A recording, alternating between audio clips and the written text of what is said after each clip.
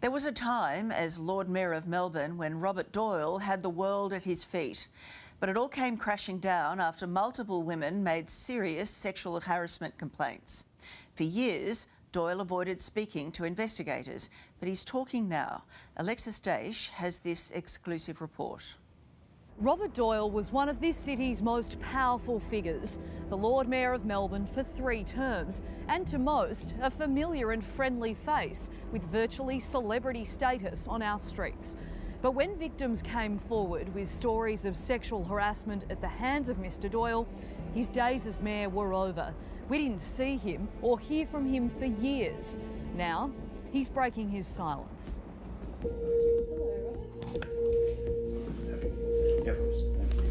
Robert, you're definitely okay to do this? You feel okay? This, it seems, is a very different Robert Doyle.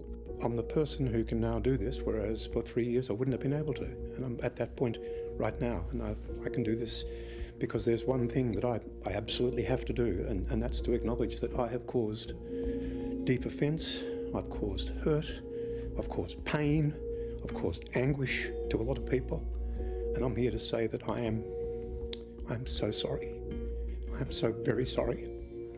The former Lord Mayor of Melbourne, for the first time, facing up to the scandal where he found himself front and centre. Multiple women accused Mr Doyle of sexual harassment while in power at Town Hall. Inappropriate touching, grabbing, intrusive side hugs and salacious comments. I think whether it was self-importance or arrogance, you know, some of my behaviours were not respectful, they were not appropriate.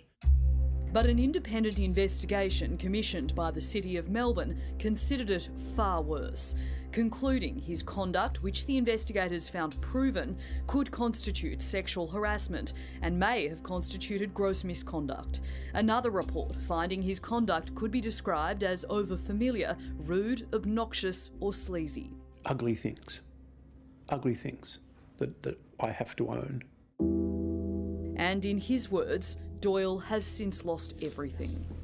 Family, love, relationships, friendships, respect, jobs I loved, health. But again, as I said, that it's not about me. It's not about me as, you know, what I've lost.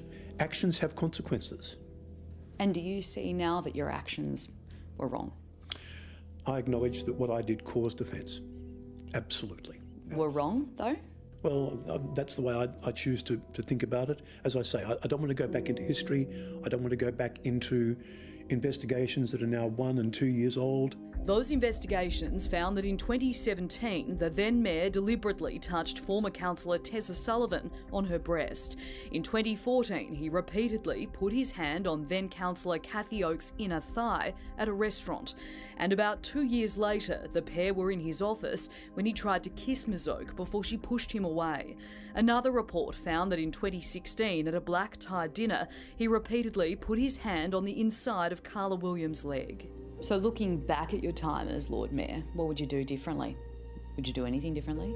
There's no point looking back. It doesn't help at all. Well, you say you've been reflecting. I think it's very relevant in this circumstance to look back at what you did and acknowledge what you did wrong. And I think I have done that. As I said, I'm not here to argue or debate or justify the findings of the inquiries. They are history, they are out there, they are public. Yes, they are history, Robert, but I think a lot of people, you've done this to say sorry publicly, and I think everyone watching this would expect some form of acknowledgement about what you did. And 2 separate investigations have backed up your accusers, not you, and said that you did do these things.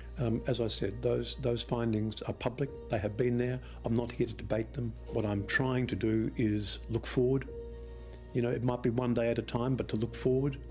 I think acknowledging that I did behave offensively and offended people. What you did, I think, perhaps was a bit more serious than causing offence. Okay. Investigators also found that on all the occasions where he preyed on women, he had drunk substantial amounts of red wine. Do you have an alcohol problem? I did, and I have sought help for that, and I continue to. and that was something that I had to face as well. But that's not an excuse. That is not an excuse for a lack of respect or inappropriate behaviour, and I'm not going to use it as an excuse. When was the last time you had a drink? Well, I'm not going to go into details like that. I still do take alcohol, but I can tell you this, one of the things I've reflected on and I've learned over the last 3 years is that spiral of stress, anxiety, depression, alcohol is just a spiral that takes you to bad places, dark places.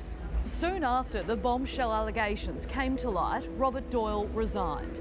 And little did he know the scrutiny wouldn't stop at independent investigations. He'd soon face questions from police as well. Detectives from the Sex Crime Squad investigated Doyle for 2 years before deciding to close the case. The disgraced Lord Mayor was never criminally charged. Regardless, he's a stark contrast to the Lord Mayor Melbourne once knew. The ever-smiley, vibrant and confident Robert Doyle had a passion for his city, revamping the iconic Queen Victoria Market, tackling homelessness and guiding many through one of this country's darkest days after the Bourke Street Mall massacre. Now he says he's enduring his own darkest days. I don't want to ever be in the public eye again. I would like to think that I'm working towards being that better man. The former mayor has been hospitalised a number of times since his victims' ordeals came to light. I've had times where I've been very low and I've had help to come back from there. But again, I don't want to be a victim. I have to understand, and I have understood, that those things are a result of actions of mine. They are consequences of actions of mine. Have you been suicidal, Robert? Yes. But again, that is not something that I want to play as a card. That is not something where I want to say to people, oh, please feel sorry for him. That's not where I want to be a victim. That is not my purpose. But I said to you that I would be honest with you, and the answer to that is yes. So if you're not Robert the victim, who are you? I'm still working that out. I try every day to start every day, just to one day at a time, and just try to build a better man, a better father, a better person. I guess the best I can do is be honest and say, I'm terribly sorry. It sounds like you're trying to say without saying it that you essentially acknowledge you did these things. I'm not going to look back at history. I'm not going to try to justify. I'm not going to try to argue for myself. That is pointless to me.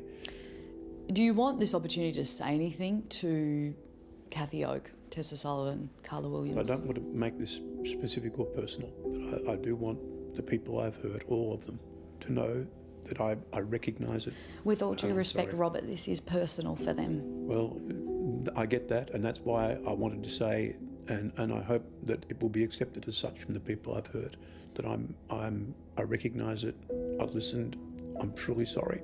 I am truly sorry. And if you or someone you know needs help, there is support available. Contact Lifeline. The number is on your screen now, 131114. That's 131114.